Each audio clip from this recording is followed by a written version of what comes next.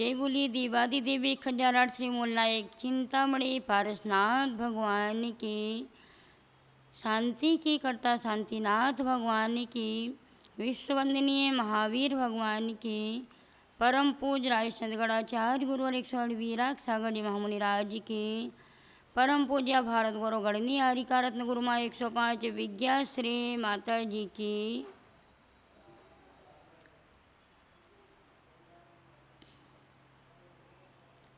आज का यह संदर्भ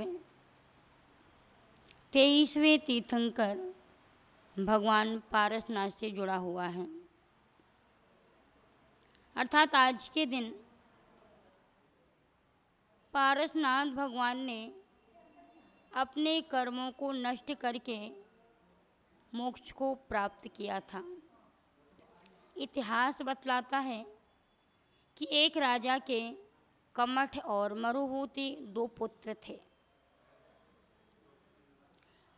दोनों पुत्र राजमहल में निवास करते थे, लेकिन कमठ का जीव कांटे के रूप में और मरुभूति का जीव फूल के रूप में प्रसिद्ध हुआ।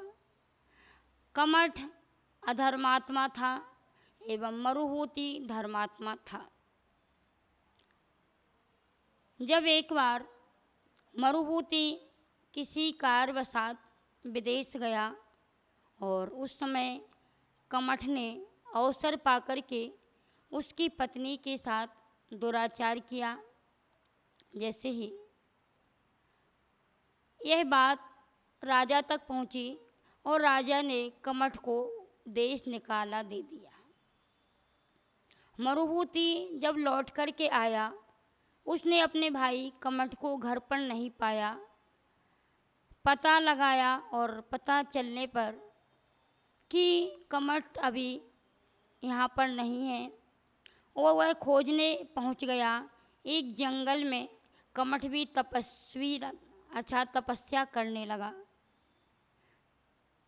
तपस्वी कमठ को देखते हुए मरुभूति का जीव उस ओर पहुँचा। उसने भाई के राग में आकर के कि मेरा भाई है, इसकी गलती को क्षमा करते हुए भाई को बचाने के उद्देश्य से वह पहुंच गया। जैसे ही कमठ ने देखा कि मेरा भाई मरुभूति आ रहा और उसने सोचा कि शायद मुझसे कुछ बदला लेने आ रहा होगा, क्योंकि मैंने इसकी पत्नी के साथ गलत किया है। और उसने ये नहीं समझा कि ये भाई है, शायद राग के वशीभूत होकर के बचाने आया, यह नहीं समझ पाया और उसने वहीं से एक शिला पटकी जो मरुभूति के ऊपर जाकर के सीधी गिरी और उनका प्राणांत हो गया। इस कारण से कमठ और मरुभूति में अर्थात दोनों भाइयों में बैर का बदला चलता रहा और एक भाव नहीं 10 भाव तक यह बैर का बदला चलता रहा। कमठ द्वेष के कारण अपना बैर निकालता रहा और मरुभूति उसको शांत भाव से सहन करता रहा। उन्होंने जितना सहन किया उनके जीवन में उतना ज़्यादा निखार आया, क्योंकि कहा जाता है कि मत कहो कभी कि मेरे दिन खराब हैं, यदि कांटों के बीच गिर गए तो समझो गुलाब हैं, समझो गुलाब हैं। मरुभूति कितने भी उपसर्गों को सहन किया, कभी भी उन्होंने क्रोध नहीं किया।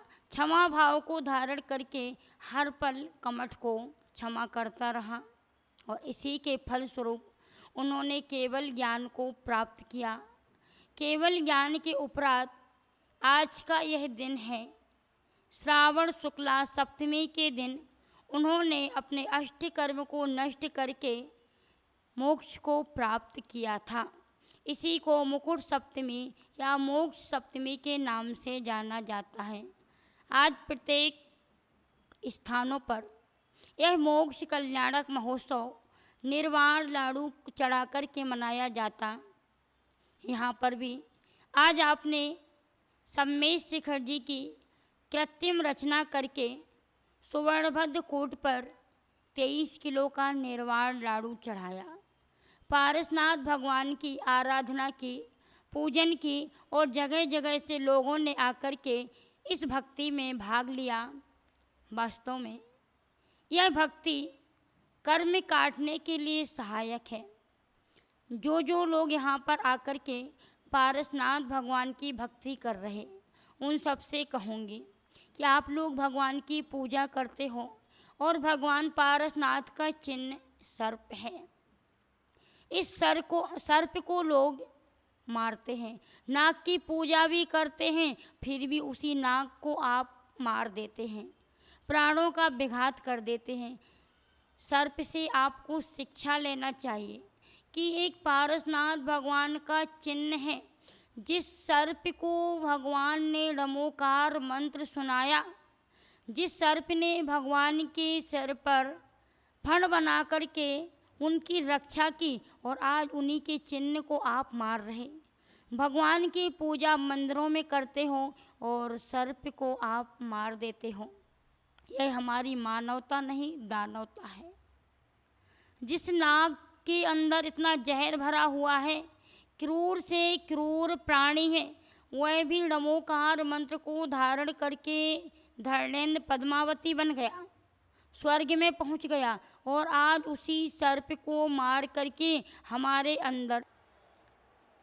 अंदर जो क्रूरता आ रही है, इस क्रूरता को छोड़ने के लिए ही यह पर्व आया है।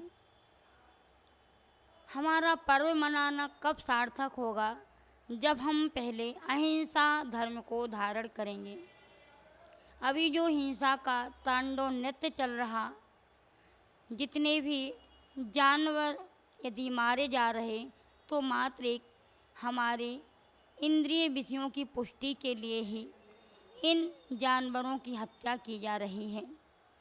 इस सर्प से आपके पर्स बनते हैं, आपके लिए बेल्ट आदि बनते हैं, घड़ी के पट्टे बनते हैं, और भी बहुत सारी चीज़ें बनती होंगी। तो ये मात्र आज हमें इस चिन्ह से शिक्षा लेना है कि जिनकी हम पूजन कर रहे हैं। तो ये पूजन करने का मतलब क्या है? जो पूजा करता है उसके अंदर पवित्रता आती है। पवित्रता को जन्म देने वाली हमने पूजा की है, तो पूजा का फल अर्थात हमारे अंदर अहिंसा धर्म प्रकट हो। आप सभी उस सर्प से ये भी शिक्षा ले सकते हैं कि जब सर्प चलता है तो जब वो बाहर घूमता है तो लहरिया में घूमता है, लेकिन जब अपने बिल में प्रवेश करता है तो सीधा जाता है। हमें भी यही शिक्षा लेना है कि हम जब संसार में रहें, बाहर में रहें, तब तो हम राग द्वेष रूपी लहरिया में चलते रहें, लेकिन जब हम देव साहित्य गुरु रूपी अपने आत्म रूपी बिल में जाएं तो सीधे होकर के जाएं, अर्थात धर्म क्षेत्र में आकर के छल कपट ना करें। सीधे बनकर के यदि रहेंगे तो नियम से हमें सीधी गति, ऋजु गति की प्राप्ति होगी। जिस प्रकार से आज पारसनाथ भगवान ने ऋजु गति को अर्थात मोक्ष गति को प्राप्त किया था, तो उन्होंने हमको यही शिक्षा दी है। उनके उपदेश सदा हमारे अंदर कायम रहें, तब हमारा ये पर्व मनाना सार्थक हो जाएगा। इसलिए जो इस कार्यक्रम में शामिल हुए हैं, संजय जी, दीपक जी अर्थात जो लाइट वाले हैं, इन्होंने आज शांति धारा करके पुण्य अर्जन किया, एवं निशांत जी जो दीमापुर से आए हैं, इन्होंने निर्माण लाडू चढ़ा करके आज जो पुण्य का अर्जन किया, नीरज जी आदि जिन्होंने इस कार्यक्रम में 4 चांद लगाए हैं। तो आप सभी उपस्थित जनसमूह के लिए भी मेरा शुभाशीष है और गुरु माँ ने आपको शुभाशीष दिया है। आप इसी तरह से भक्ति करते रहें।